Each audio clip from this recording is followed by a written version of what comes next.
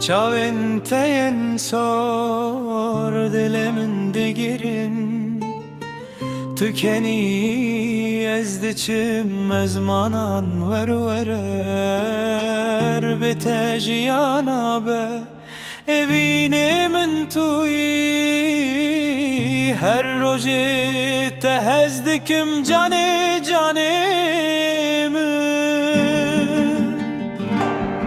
Li serê çiyayê bilin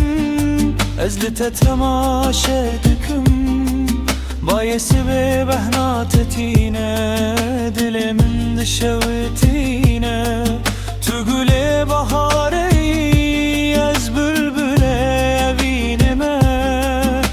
Bi destê te bigirim êdî tu her tiştê minî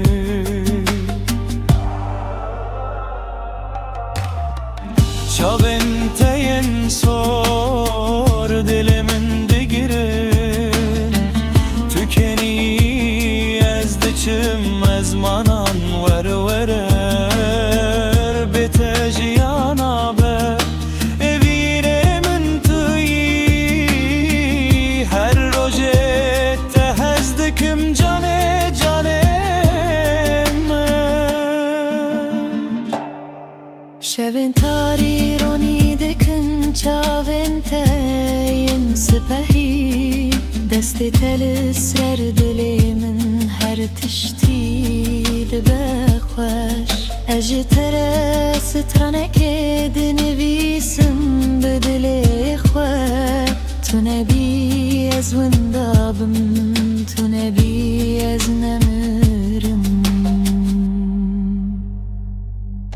Were we delalê min li ber dilêm rûne Em bi hev re digerin di navê bînê de bifirin Tu yê herî xweşî tu yê herî şîrînî Ji bo te ez her tiştî dikim evînê